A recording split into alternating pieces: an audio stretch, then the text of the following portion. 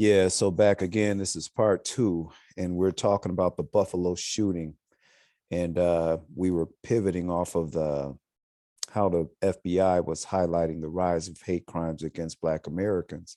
But even in the midst of all of that, Black Americans, we can't get a hate crimes bill. And how we talked about voting and how it's sort of the whole system is set up and it keeps us from focusing our energy as Black Americans in otherwise productive areas. Uh, I got my guy Kanan Powers here. And was there anything you wanted Yep. to say heading into this part two? No, that was just get that brief overview, but again, just um pay attention to all the details. But I don't have nothing to say right at the moment.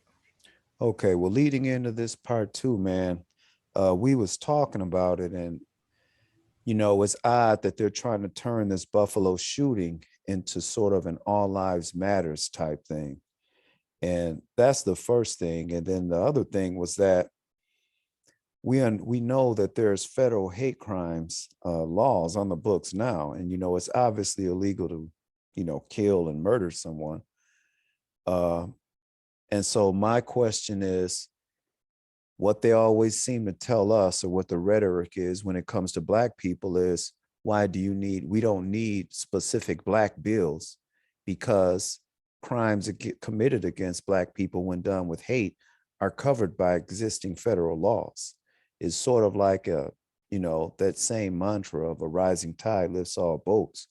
Like, why do you need something specific for you when we have things on the books that will afford you protection?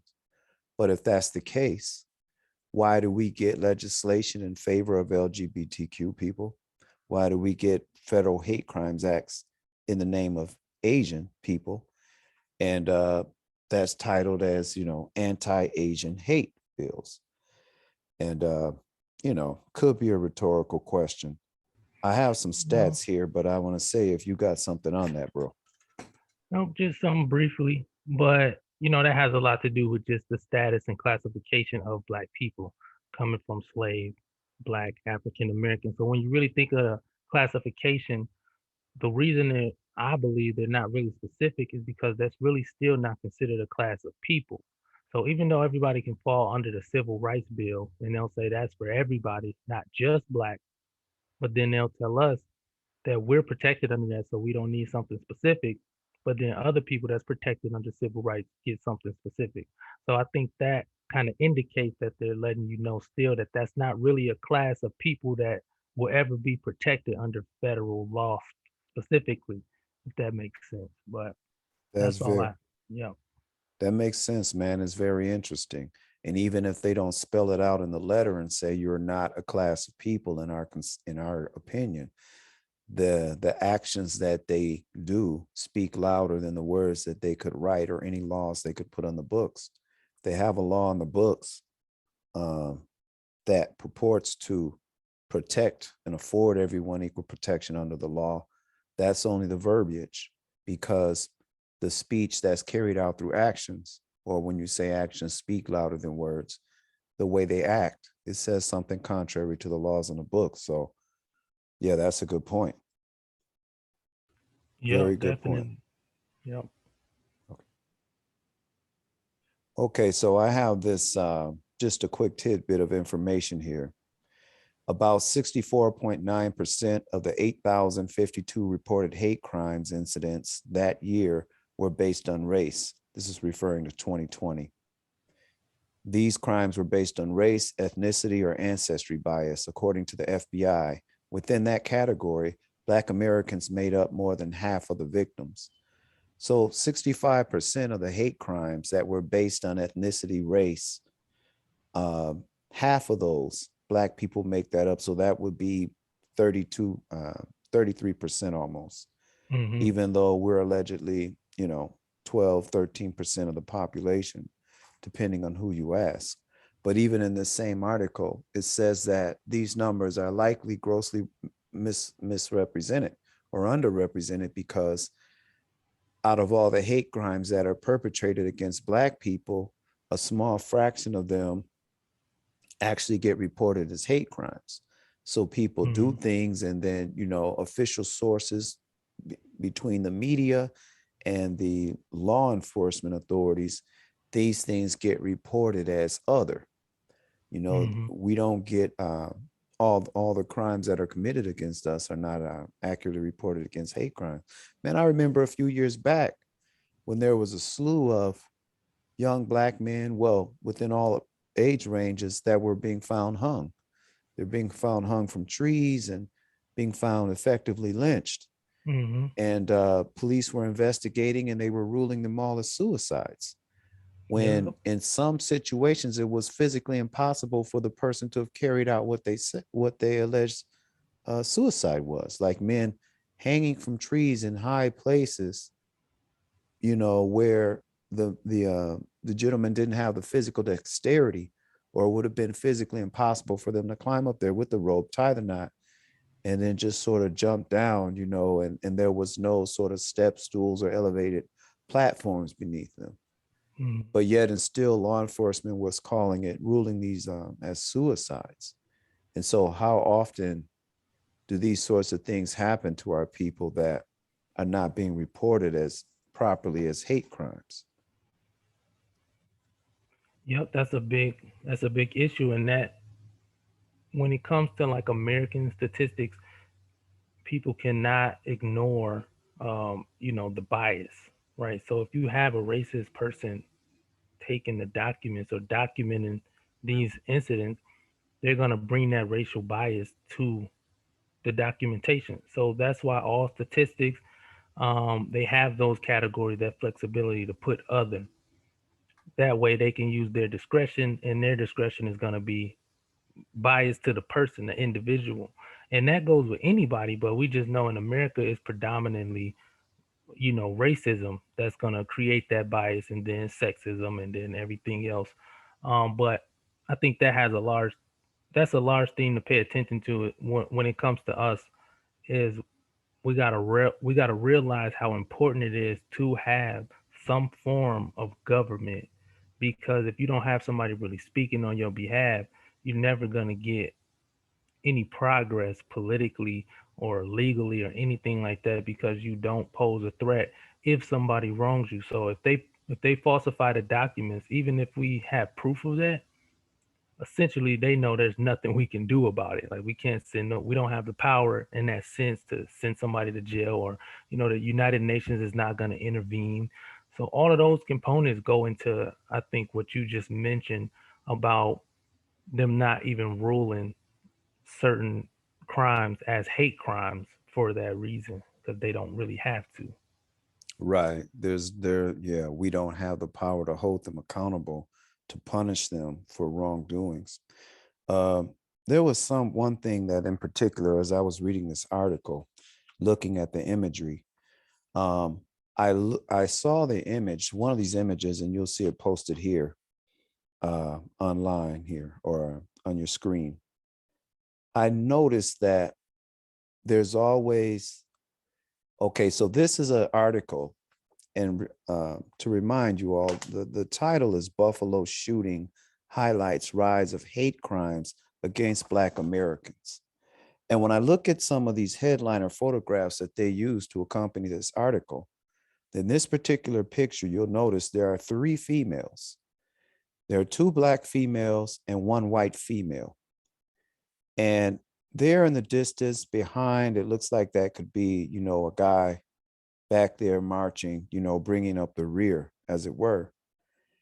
And I found it interesting that this could very well be a picture, if you were to juxtapose this picture onto, a feminist movement or a feminist topic or a women rights march. This picture would serve just as well. And I'm looking at other pictures here, and again, front and center, you know, you see the overwhelming theme seems to be the female, and in particular the Black female. And I find it interesting that when you go rewind into the past, or even fast forward into the past, which it seems like this nation wants to do, Black men tended to, in terms of imagery and proliferance, take the lead in a lot of these struggles, whether it was the Martin sort of early Martin philosophy or the Malcolm philosophy or what have you, and the effectiveness of those movements. And now fast forward or rewind to this date and time where we're at. And it seems like they always want to interject thematically other interests, other identities, and other movements into what is otherwise a movement for Black interest. And to me, it seems like this notion of the Black community being divided along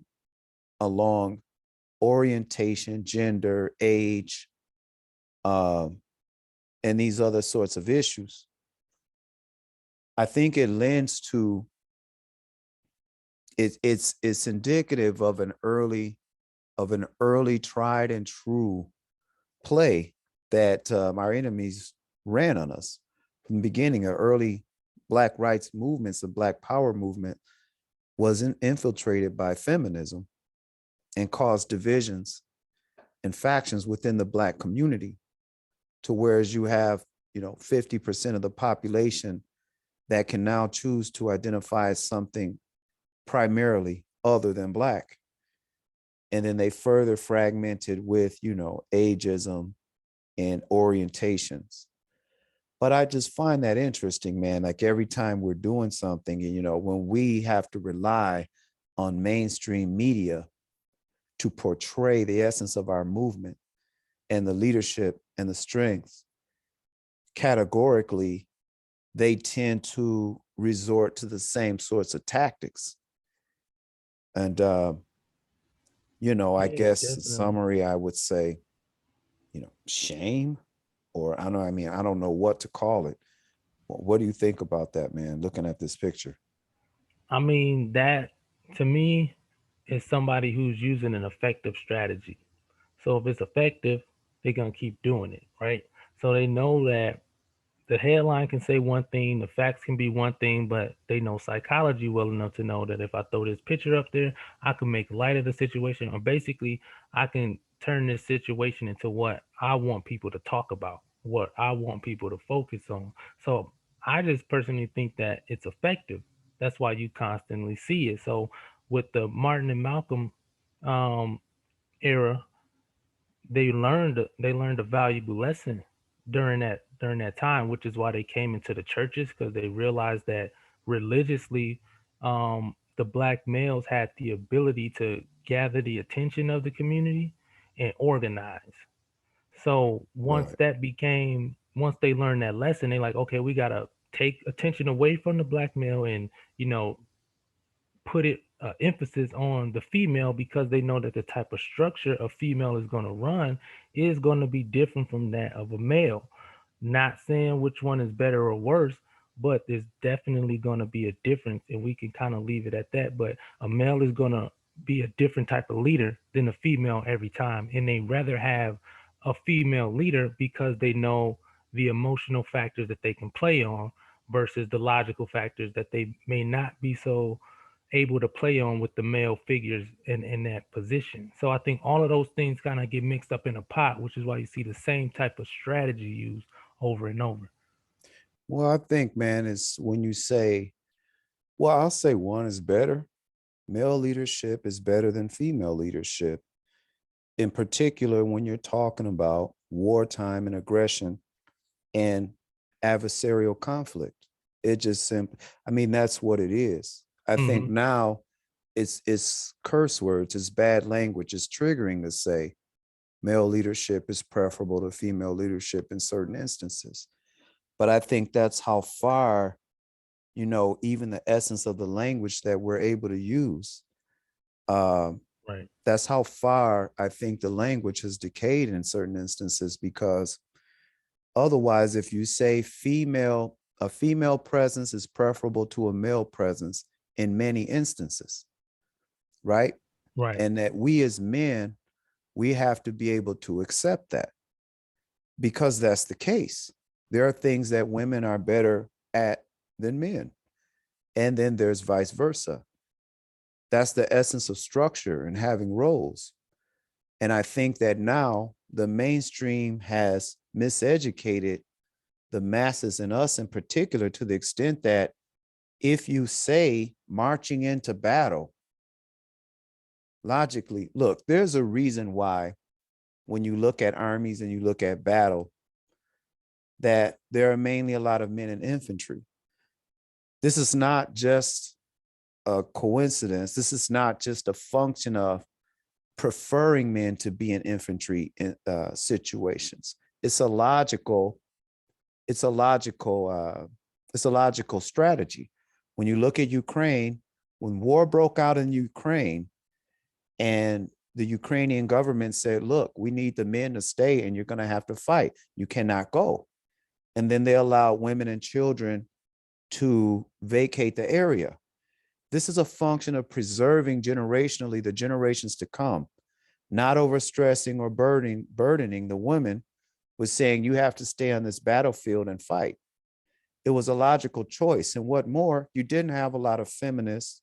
You didn't have a lot of women protesting, saying, no, put the women on the front line and let the men go out in the trains, on the trains. Right. Why can't we let the women stay and face Russia and take up arms and then let the men go and be whisked away to safety? That because obviously when the war broke out, one thing will work better than another thing in terms of the approach. But it's only us as black Americans here in our situation, we get so bogged down and emotionally triggered in the rhetoric that we cannot objectively process what is logical conclusions. And we are at war within the country as we have always been. And wartime, as it is, we as men, one of the first things we have to be able to do is to call things as they are and say things, as they are. And there's a reason mainstream media prefers to elevate our women ahead of us in terms of who's leading, the war and the protest. Yeah, that's absolutely right. Um, yeah, you do got to be very direct, and it is a common thing that I even do myself. But you're absolutely right, and and I think that's where we got to start going towards, like you said. That's why we create these type of platforms, because we got to state those facts. And it's obvious that what you're saying is true, because if you look at other countries and other successful structures, they don't they don't even debate it. Like you said, like when you see the Right. Russian army, they're not even having that conversation that we having in our communities, right? So obviously it's effective, because the women in our community are always going to look at it as like empowering them, regardless to the fact that it's destroying the community. And when you try to hold them accountable for that, it still goes to blaming the black male, because even naturally, I've noticed that our women, they still look at us as the leadership, because when it comes to fault, they go straight to the top. So they'll say, "Well, it's the Right. man's fault that if they wasn't in jail, then we wouldn't have." They're like, "But if you was the leader, if you was natural leader, you don't look to point the blame. You self reflect, you analyze, and say, okay, this is what I need to do to get my organization back on track."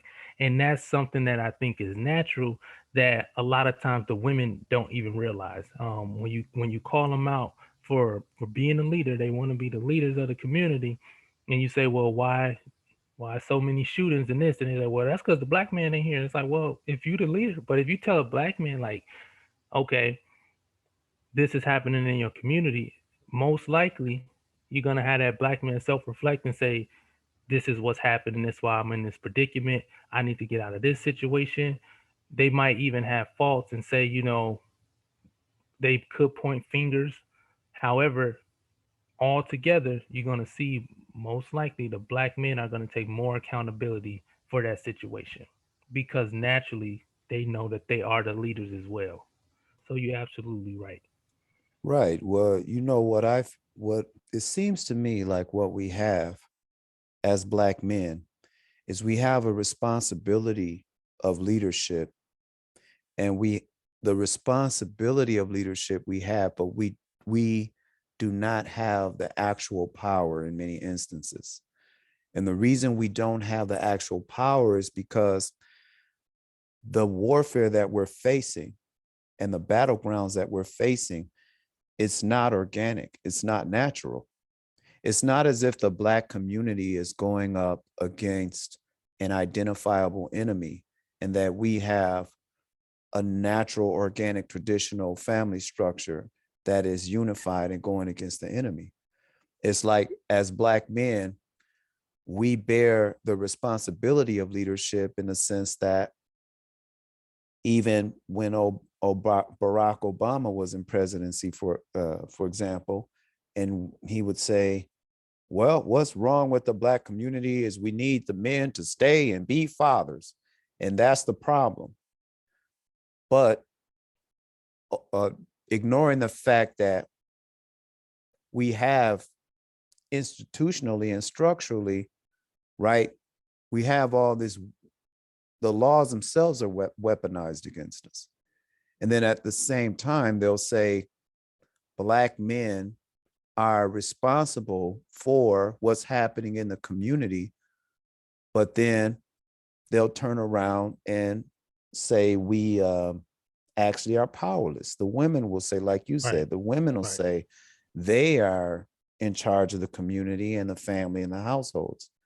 And at any time that as Black men, we try to stand up and wrest that power and claim power and authority, it is interpreted as toxic, as toxicity, as chauvinism, as all these things. So on one hand, we are going against actual white supremacy and actual supremacy and devilry, right? And then the actual power is being invested in Black women. Right. And so it's a duality, man. And it's strategically. Yeah. Because that's effective. And to go and to piggyback off of that is like the way I see it, in addition, is also that the Black male, being the type of being that we are, the humanity and the fact that we'll look at things holistically, we even know that a certain type of uprising or overthrowing, because we do understand the enemies that we're up against, we know that they will destroy the entire earth before turning it over to Black authority. So it's not just a matter of, oh, we want to reclaim our position or be respected. We know that they will drop nuclear bombs on nations that are overturned by Black people to destroy the entire earth before they accept defeat. So it's also, being the type of being that we are, is a huge sacrifice on our end, where a lot of people will look at it as weakness because of they don't understand the type of being. Like we're always going to put the earth over even our own priorities, right? Because we Right. know that the earth is where our children are, and we rather plant the seeds than try to handle things diplomatically, because we don't need war to solve problems. So we understand that, and it basically becomes used against us as a weakness, because it's a strength and a weakness. It's something that you want to have as a leader, but when you're in a position where you need to kind of uprise and overthrow and do things in a, like you say, an unnatural nature, like we're not really trying to go to war if it's not necessary. And a lot of times we don't feel it's necessary because we know the position that we in and what will be at stake. That kind of what people will call overthinking is actually just characteristics of a leader that people are not familiar with. And I think a lot of time that is used against us, but we understand it and other people don't. Right, right. You know what it makes me think of, man? And just sort of paraphrasing some of the things you just said. When you have true humanity, you have a full spectrum of behavior, but the word humanitarian is a derivative of humanity. You have to be human to be a humanitarian. Uh, you have to be a human to treat people in a humane way. So all these things go together. And by and large, when you're a human or a man of hue, your natural inclination is going to be to treat people humanely and to be a humanitarian. This is an optimal state for flourishing for civilizations because there's order, there's decency, and there's empathy, all these things that go along with being a humane being. But as you stated, it can be contrived as a weakness when you come up against someone who is absolutely ruthless. So the more ruthless your opposition, they don't have the quote unquote burden of second guessing, of acting in a humane way.